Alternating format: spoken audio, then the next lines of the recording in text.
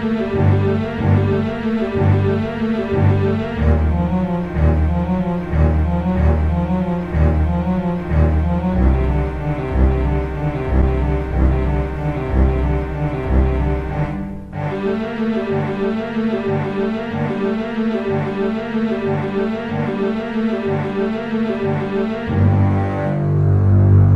guys, welcome to Comic Book and woo! Look at that, guys. Grandma with the knockers. Look at that. What are we talking about here? What is this? What issue, what story am I talking about right here, guys? That's right, this is Spider Slayer here, and welcome back to Comic Book Corner.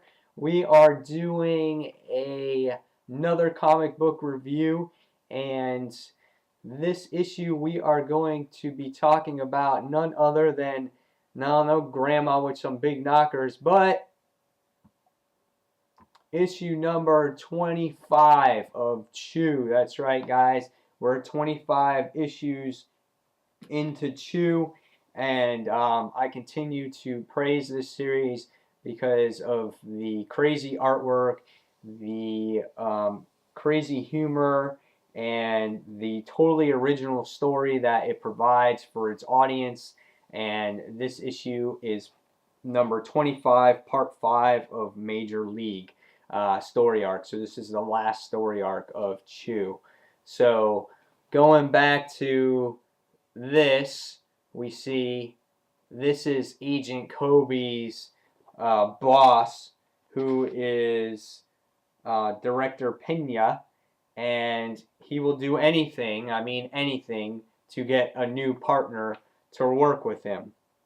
And we can see here in the issue that she's getting ready for round 2, because in the last issue, that's where they left off.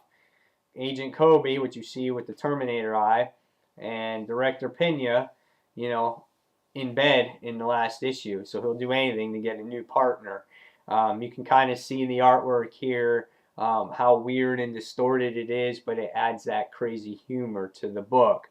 One more page that I'll show you here is just a regular page. We see the girl there. Her name is Amelia. She's Chew's girlfriend, and Chew has been missing the entire series, and she has been looking for him. So this issue is basically about that, just basically about her going after Agent Chew because he realizes that she is missing.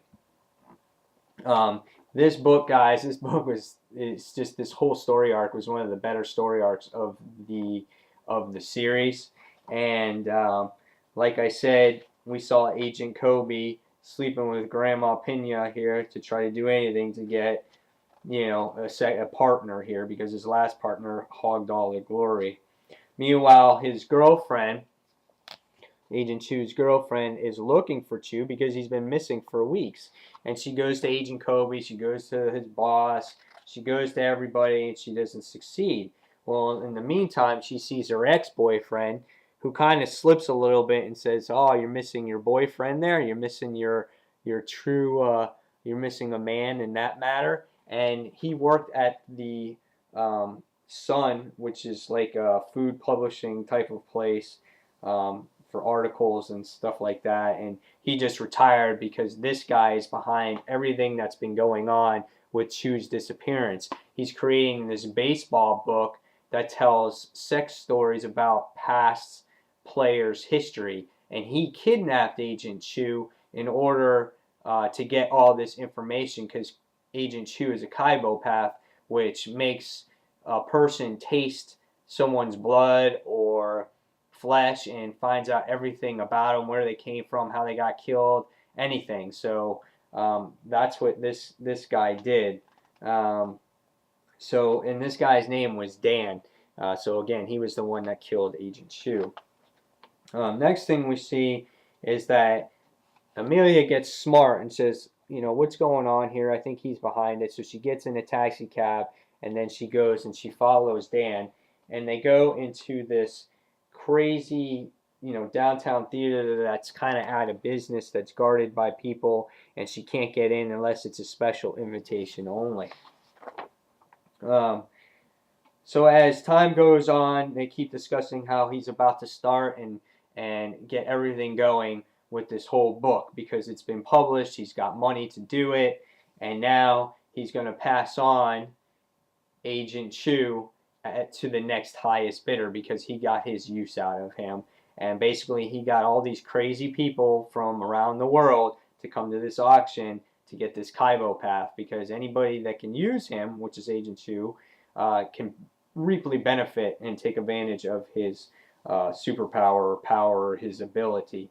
So he basically Dan just sits there and says, you know what, this is to the highest bidder. Highest bidder gets the Kaibo path, and we can see here in the main gallery, or we see that he has him hanging from the ceiling. He's all bloodied and pulped up and beat up, and this page is just hysterical because the audience in this crowd is hysterical. You see Jay and Silent Bob up here. You see the guys from the Muppets up there, those old guys, and you see stormtroopers over here. There's guys with like Nazi symbols over here, and over here in this part of the page here we see Hitler in there. So there's just all these crazy guys that are trying to bid for Agent Chu to get his ability. So Amelia hangs out outside and she's trying to find out what's going on, and somehow she cons her way into getting into the theater. Now Amelia, they go into detail what she is about, which is really good about this book. They always revisit the characters to get you guys involved with the book. But they say that what she is she's a Sabo scrivener. So it means that she can write about food so accurately, so vividly, and with such precision that when another person reads her articles about food, they basically they get an actual sensation of the taste of food because she writes it so clearly. Amazing. Just amazing how they come up with this. But she basically uses her power or her ability to get a Elvis Presley suit to go into the theater. And next we see that a bunch of scientists bidded the highest on Agent Chu and they're about to take him away. But Amelia comes in and she interferes.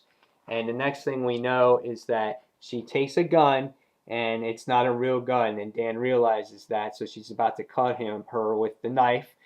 And Agent Chu just sits there and comes to because he's left alone. He comes to a little bit. And since he's tasted so much things about baseball, all of a sudden he knows how to pitch a ball. So he winds up a pitch right here, takes all the last little bit of strength that he has left, throws it, and we can see it's heading towards Dan, and then he hits his face and eyeball right there, and his eye goes flying out, and then he goes and he passes out. And so does Agent Chu because he's just exhausted.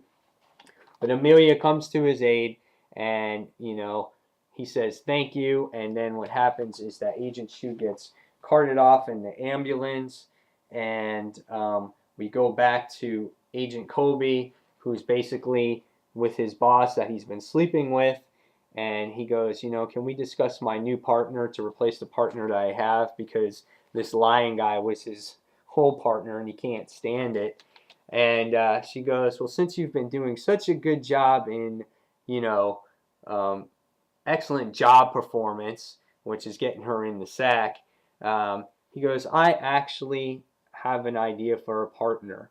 And because she granted him ability to change partners, and he goes, well, I have someone in mind, which was Agent Chu, because he used to work with Agent Chu. And she's like, denied. She goes, but I do have someone in mind. And she goes, our only agent with 100% mission success rate, a stone killer, pure lethal force. And Agent Colby's like, what? And the next thing we see is that it is, for you guys who know the series, and he keeps just popping up every once in a while, the killer cock. And it is Pollo. That's right, guy. The freaking killer rooster that can take out everything.